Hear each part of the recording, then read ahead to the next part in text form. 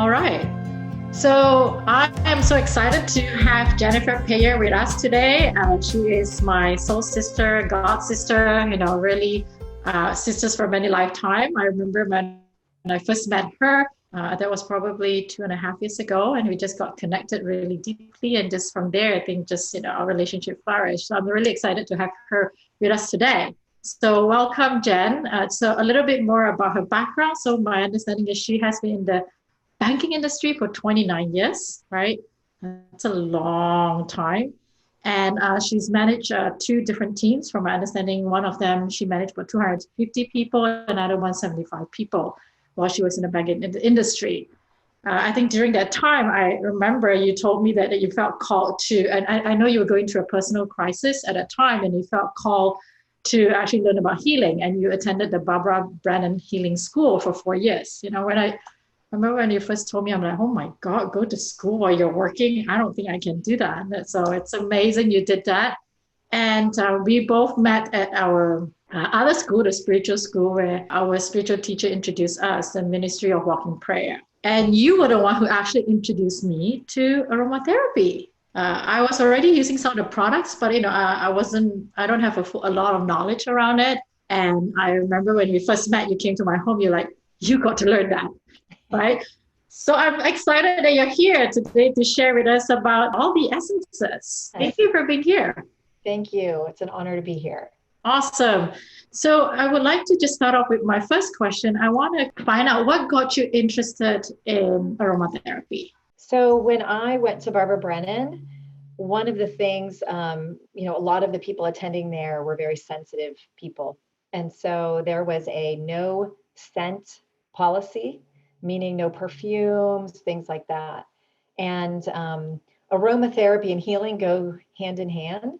So people would sneak them. And there was this one woman that I became friends with.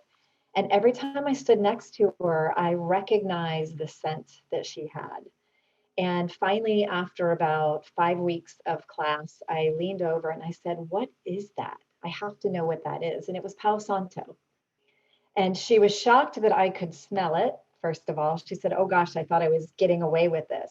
I said, "Well, maybe it's just me," but that scent started drawing me in. And so that's when I really started learning more about the essential oils and the essences and really how they can support us in our healing journey. Did you decided to take a class? Like, how did that all happen? The Learn first about thing it. that I did is I bought a bunch of them. I'm very experiential. And so I, at the next class, sat down with this woman. I said, "Bring your whole suitcase full of them." And I literally picked the ones that I was called to. For some reason, I really trusted it. And so I ordered probably about 40 essential oils at that time. And I had no idea what they did, which actually was a blessing when I look back. But I really just started using them. And as I started using them, I actually started hearing messages. And that's what really started to open my intuition of really connecting with them. Oh, that is fascinating. I remember my experience when you were teaching me because I took your first class first, right? And that's one thing that you share with us. Just pay attention, listen to what you have to say. So let's say I'm someone who's new to this, right? How do I, what would you advise me to? What do I start with, and how do I pick the essences, right? One and two. I think my follow-up question is, how do I know which ones are good quality? It's everything is an individual path for sure. There is so much information out on the internet on a physical level what the essential oils do. And there absolutely are characteristics based on the makeup of each plant that you can tell by what the plant looks like, what part of the plant is being used, what that plant is good for. So if people really want to understand it at a head level, my recommendation is there are a lot of reference guides, there are a lot of books out there. If that's how you learn, go ahead and read about it. I personally don't learn that way, and I feel that I've made the deep connection by really just trusting my intuition. So one of the things I've really learned about aromatherapy is The essential oils are wonderful for physical ailments, but what they're really working on is the stuff behind the scenes. So 10% of our life is stuff we see, and 90% is stuff we don't see. I believe the essential oils really work on that 90%.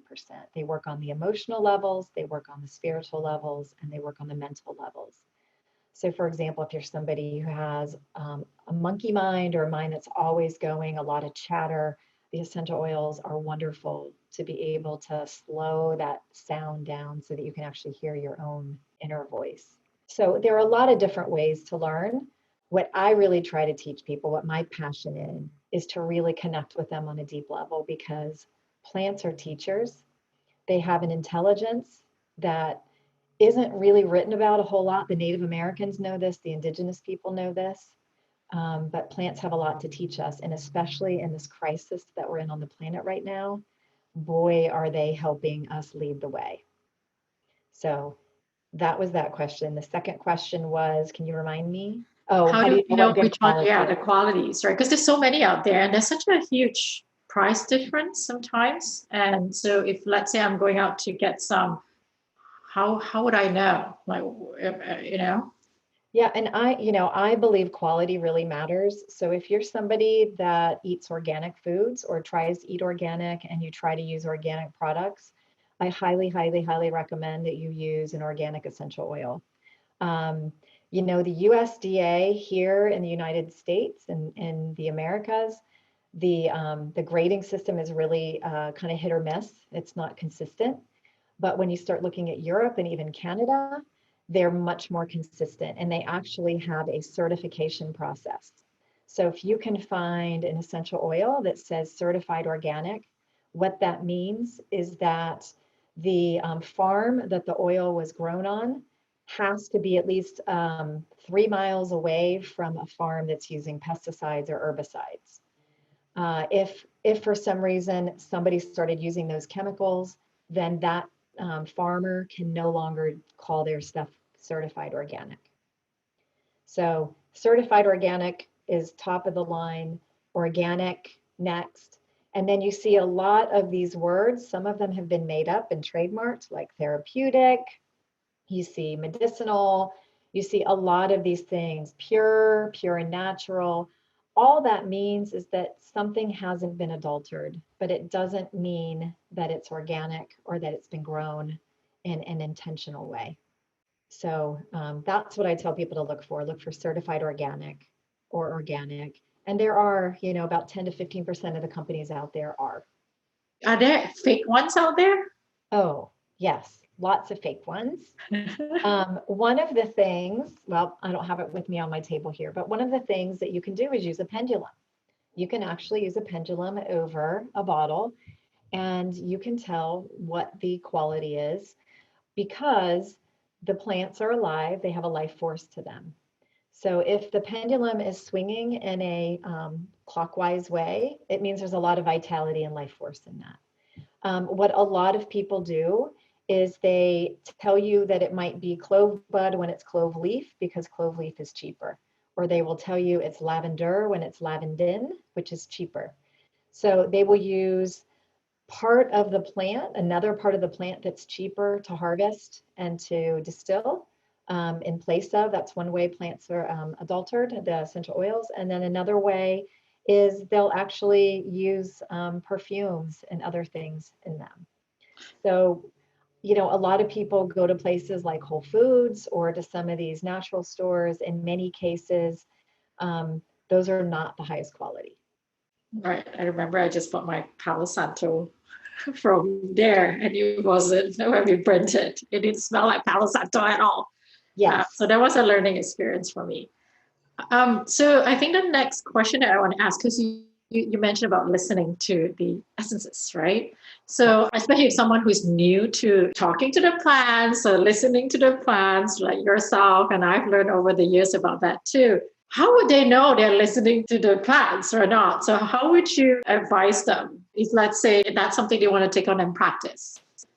Yeah, I mean, I think it starts with connecting to nature. So, what I like to do is I like to go out and stand by a tree or put my feet in the grass, something that is really connecting me to Mother Earth in some way. It could even be going outside and taking a deep breath. It doesn't actually have to be a plant, but just something in nature, because this is something that our generation has lost over the years. They're actually calling it a nature deficit disorder, an NDD. And so I know when I grew up in the 60s, you know, we were in the dirt, in the mud, we were playing in the grass, rolling in the grass. So we had a deep connection with nature, whether we were aware of it or not. And now what's happened is a lot of these newer generations are starting on phones and the tablets and all of that, and they're really not getting out in nature the way that we used to because life has become so busy. So, very similar to a child crawling and then learning to walk. They always say that that crawling step is so important in the development of the child. Well, so is that connection to nature. That connection to nature is so important to our development of our intuition and our own inner guidance system. So, I believe the first step is, and what I teach people is go outside, be in nature, even if it's just 30 seconds. Connect in some way, a breath, feet on the grass, touch a tree, look at a flower, whatever it is. And it almost, it's like it wakes up that inner knowing, that inner, the inner ability to really connect and trust. And then it's just being still, which again, not something that we are used to. That's one of the blessings of what's going on now is we have a little bit more time to be still. And it's in that stillness where you can actually start to hear the plants. And I've had people say, well, I did it and it didn't happen. Well, it doesn't just happen overnight. For some people it does. For other people, you've got to just keep sitting and listening because we had busy, busy minds. So being still, listening, and you will start to hear it. You just reminded me, we did a young leaders program, the first one in Toronto. And I remember one part of it is, having them to go out to connect with nature. And we sent them all out, and the idea was each one of them need to pick a tree or a plant or with the grass, whatever, and just sit with it for a couple of minutes and see what happens. And I remember with this one young guy, when he came back with, the sharing time, he said, oh my God, the tree was talking to me, was telling me what his name is. It was really cool. And I love that. I think, again, the children being so innocent and more open to be able to just listen. Yeah.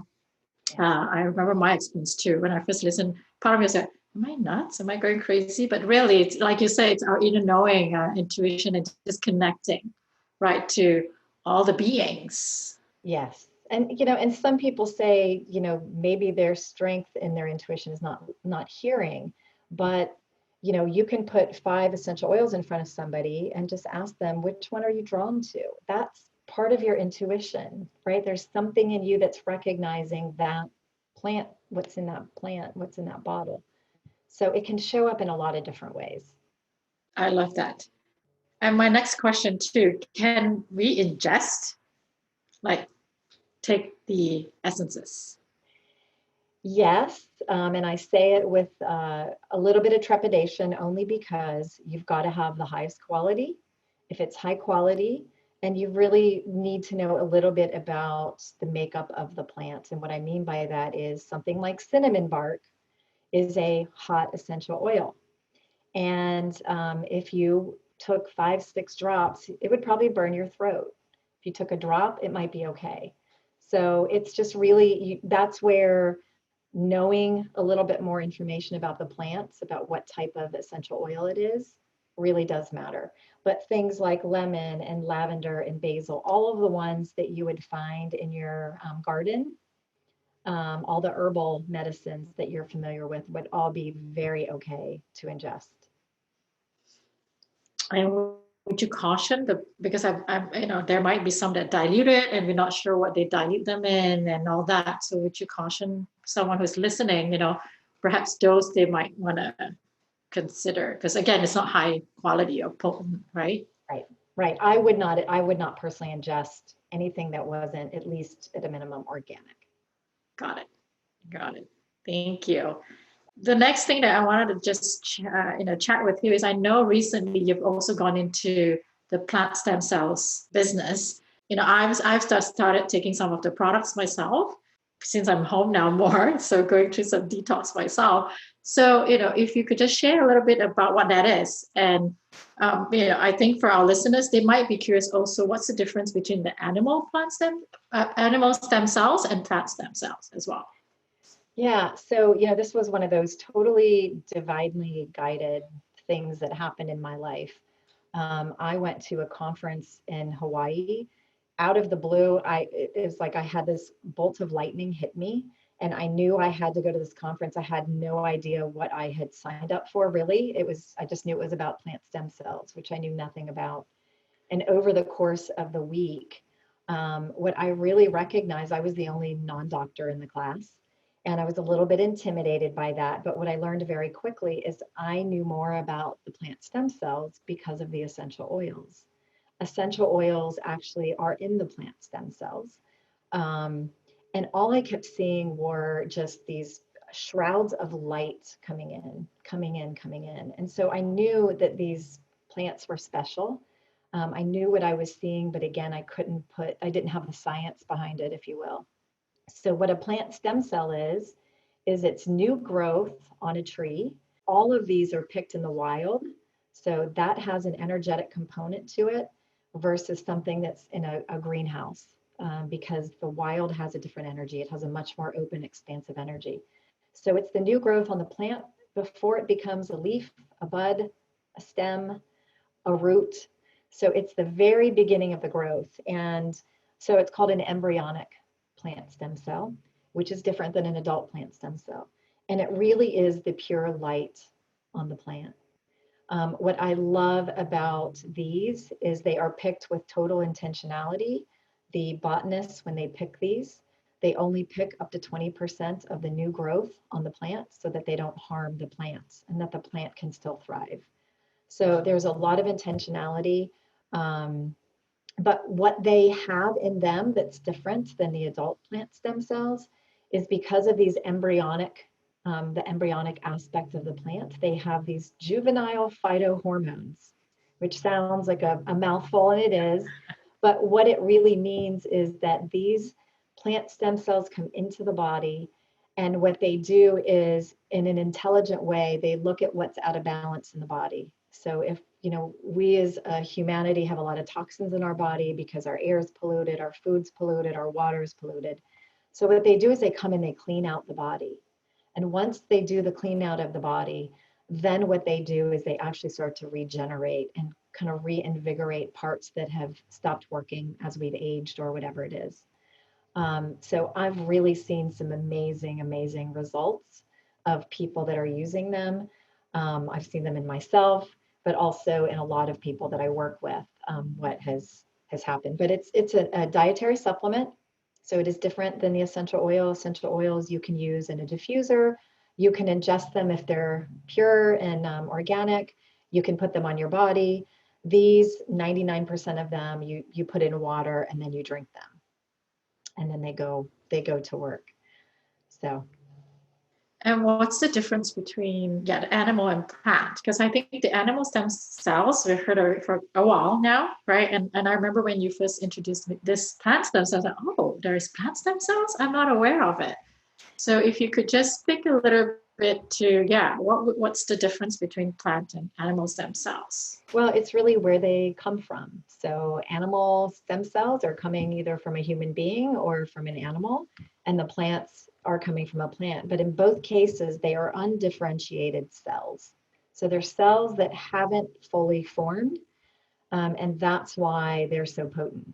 So in human stem cells or in animal stem cells, they're now doing quite a bit around regenerating cartilage and things like that. So people that have had hip and knee problems, instead of doing a replacement, they're actually injecting the human stem cells and it's regenerating. Well, plants can do the same thing. Plants can actually regenerate parts of the body. And actually, I haven't fully taken in this article, but one of the doctors I work with sent me an article that he said, wow, this is fascinating. I had no idea the depth that the plant stem cells, what they can actually do in the human body, because the I'll call it the blood in the plant and the blood in the human is very similar. So what I'm hearing is the plant is as effective as the animal stem cells. Is that what I'm hearing? Yes. Got it. Got it. So for someone who is interested to know more about the plant stem cells or more information, where can they get more information about it? So they can go to plantstemcells.com. And there are many, many articles on that website. The prior owner was a research scientist. He'd been studying them and working with them for 40 years. So he has library of information there.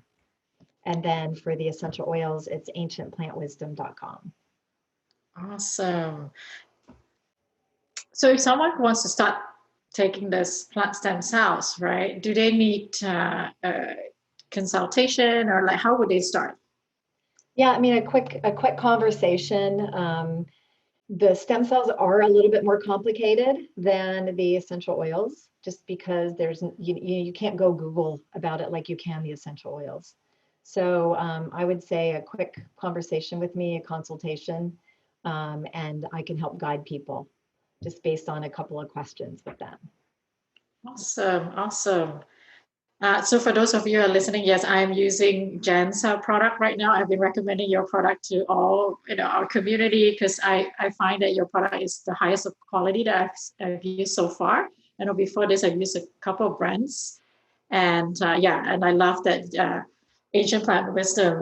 Just the purity and the lightness of the essences. I use them every day. I put I have my ritual, my frankincense every day, and on different days, it could be rose and all that for protection.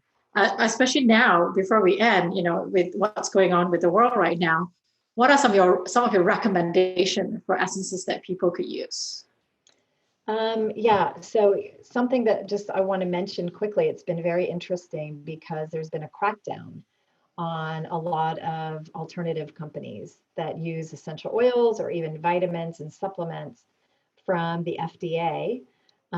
So saying things like antiviral, antibacterial, all of those things. So it's been an interesting time to be here on the planet during this time.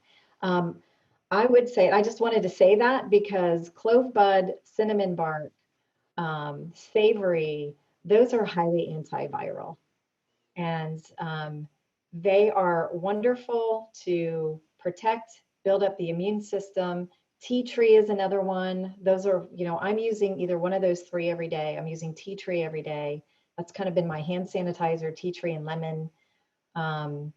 Also, what else would I recommend? Sage is another great one to protect, and then frankincense.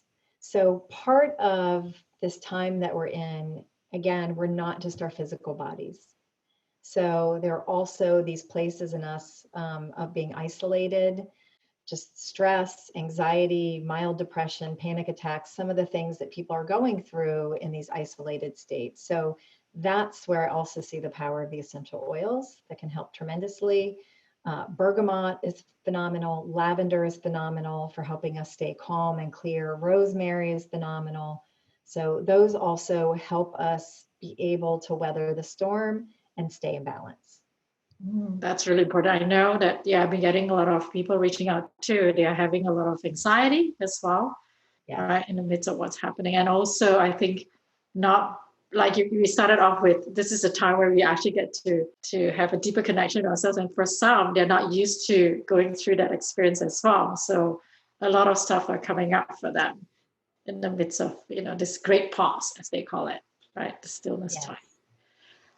So again, I want to thank you for being here today with us and just share your heart and your wisdom in the essences and the plant stem cells. I now can't do without my essences. Let's put it that way. That's the best way to put it. It's every day. It's my ritual now.